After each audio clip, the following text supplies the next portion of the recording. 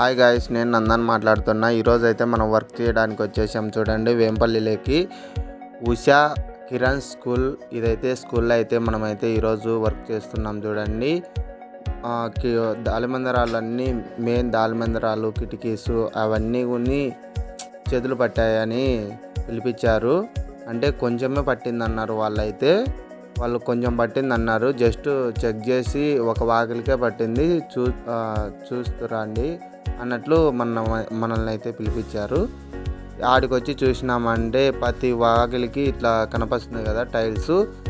వాళ్ళన్నీ చిన్నపిల్లలు ఉంటారంట. ఆ చిన్నపిల్లల కోసం టైల్స్ వేశారు.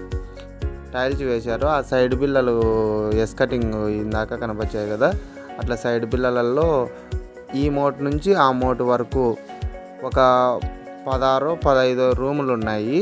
ఆ రూముల్లో ప్రతి ఒక్క రూమ్లో ఇలా దాలిమందరాలన్నీ పోయాయి. చూడండి ముందు చూస్తే ఎంత బాగుందో, నీట్గా ఉంది. మన కంటికి నీట్గా కనపచ్చింది కదా, కానీ దాన్ని ముట్టుకున్నామంటే చూడండి ఎంత తినిపోయిందో, లోపలే తినిపోయింది. అదంతా ఖచ్చితంగా టైల్స్ ఉండే వాళ్ళ ఇళ్ళల్లో, గ్రానైట్ కానీ వాళ్ళ ఇళ్ళల్లో ఒక్కసాట కానీ చెదులు వచ్చిందంటే ఖచ్చితంగా మొత్తం ఇళ్ళంతా స్ప్రెడ్ అవుతుంది.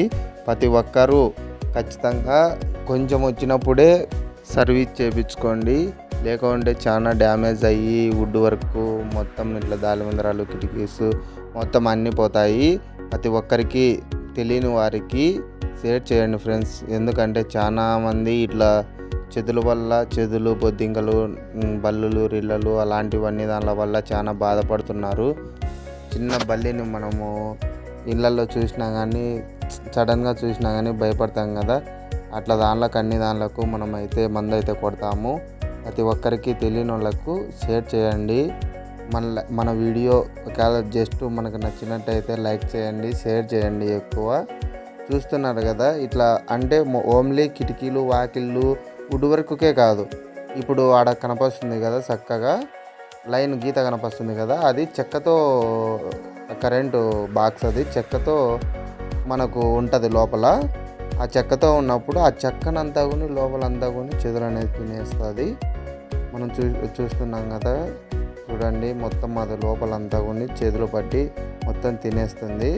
మొత్తం ఆ బాక్స్ అంతా కూడా. కాకపోతే మనకేం తెలుసు, అది ఏందోలే గీతలే అనుకుంటాము. అది లేదు, కొంచెం అది మట్టి గీకినా కానీ ఆ లోపల తింటూ ఉంటుంది. చూసుకోండి, ఇలాంటివన్నీ ముందు జాగ్రత్తగా చూసుకున్నామంటే మనకు ఎలాంటి సమస్యలు అనేటివి ఉండవు. మనకు ఈ వర్క్